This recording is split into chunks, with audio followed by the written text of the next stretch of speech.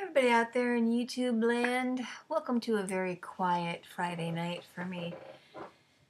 I hope you can see me alright because when I turn the light on, I'm not pleased with the appearance. So, of the video quality. Don't ask me what this morning's video was about. I don't even know. But it's Toke time.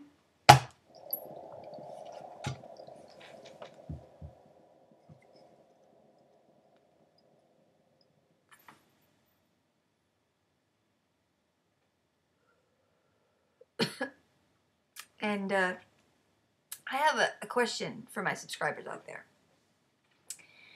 Somebody invites you to a moving in party and then changes the plans and forgets to tell you about it. And then makes plans with someone else, with a group of other people, and I'm not invited. I'm trying to figure out if that should piss me off or not. My brother is moving into his new house. They have 1-year-old babies, and she has a 14 and a 12-year-old from her first marriage. She's still friendly because he's coming over tomorrow to help pack.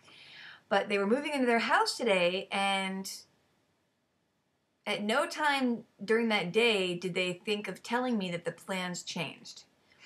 And when I arrived there, my brother's like, "Oh, geez, someone should have texted you." And I'm like, "Oh, okay. Well, I mean, I figured it was like a party. You know, the builders were there, the inspector was there, you know, their kids were there. It was a,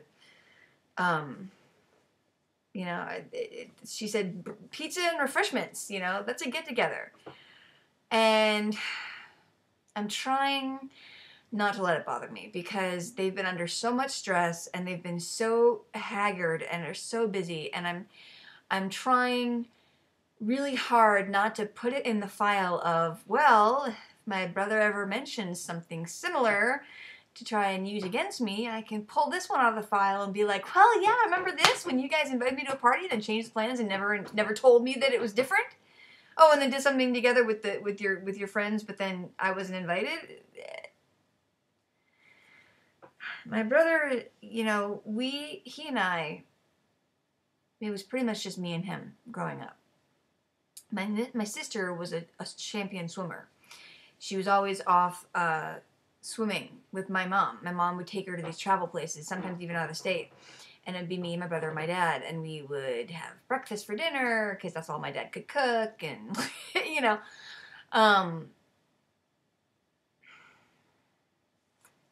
it's getting really dark in here now. I have to go by the glow of the vaporizer. Nope, maybe not. How about that one? What? Anyway, he and I have a great relationship, but he has just been kind of like constantly, you know, he's a loving, affectionate guy, but it's like whenever we're together, there's something he says that basically is him telling me that I've done something wrong. Like, I put my 1-year-old niece's feet on the ground when it was cold outside, bare feet, for maybe a minute. And Andy's like, "What are you doing? Pick her up." You know, and who was the one who didn't have any socks on her in the first place? You know, it's just like every single time I'm trying to write it off as it's new parent stuff. You know, I had a necklace and he's like, they were tugging on it and he's like, "Oh, just be careful of the clasp. You know, the clasp could hurt them." And it's like, but it's not just being, you know, an overprotective parent.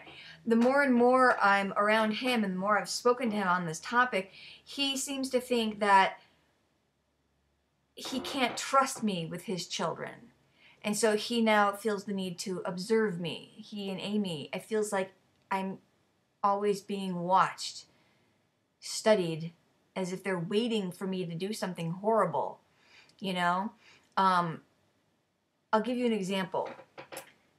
Today is, I lost my train of thought, hang on. Okay, I'll give you an example, okay? Um, Babies who are being carried a lot, they're always in the same position. Toddlers, babies, they're always kind of either in the arms or on the hip. And there's no furniture because they hadn't moved yet. And I felt the need to sit. Now, there was a bench with a table, kind of like a picnic thing, but I didn't really want to do that with him.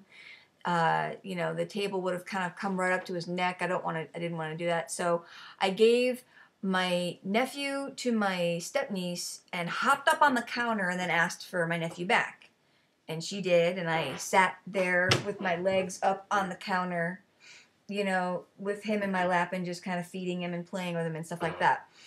And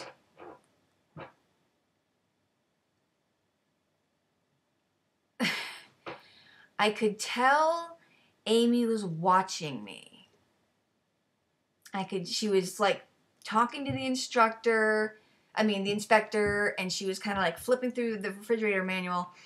But I could tell that she was like watching me, that she was worried in a way that something might happen.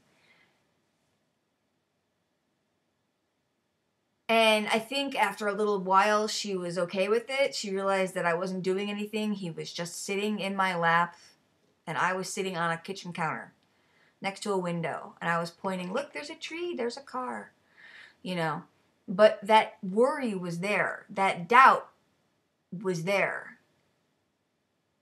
And I don't get any kind of benefit from my brother and sister-in-law's relationship with me right now at all.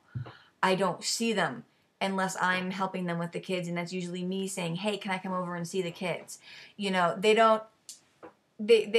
are very busy, and they are moving into their house tomorrow, and God willing, or Goddess, or Utan, the great unknown of the cosmos, that they finally start to be like, hey, what's going on in your life? You know?